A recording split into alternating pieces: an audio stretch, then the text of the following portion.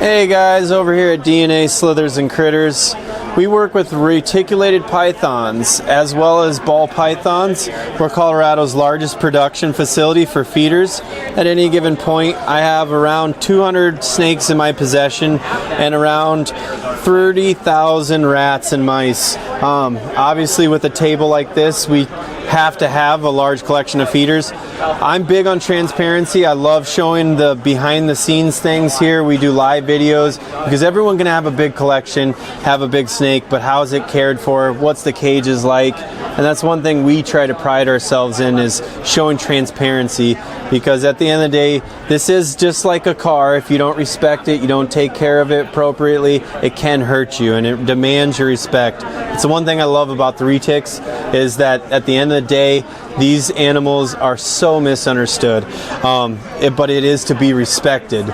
But I can go in and just handle its head without having any worries, and this is just because I've put in the work with these animals. We love you, Mickey. We appreciate everything you do for showing the support of the shows. Keep up the good work. And yeah, if you guys ever need a killer retic, we're always here for you guys. How old is this one? So he is born in 2019. He eats a jumbo rat every 2 days, every 2 weeks. And as you can see with the retics, it's common for them to be overweight. So right here is a good example. You don't see creases in their body.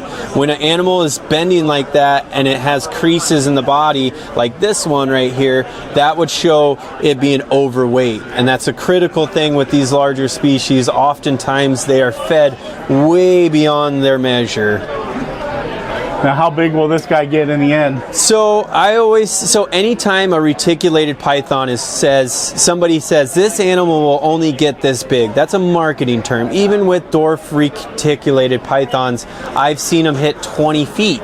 Now this guy right here, being a mainland, I always say on average 8 to 12 feet.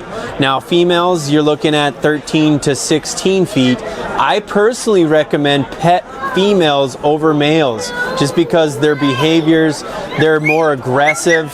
It's definitely something that is something to be not to be afraid of, but to be respected. That's awesome. And what other species do you work with? So mainly the reticulated pythons and ball pythons when it comes to the snakes. However, I do have a free roaming Nile monitor that's 5 foot. It's in my basement. I call him the guard lizard. He just kind of hangs out there. It's definitely something that I personally enjoy.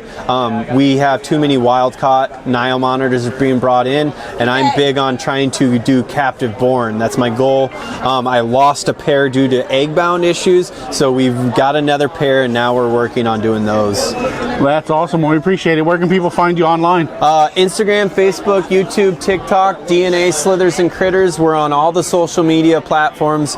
We do live videos for your guys' enjoyment. Thanks, Aaron. We appreciate it. Thank you, guys. Day.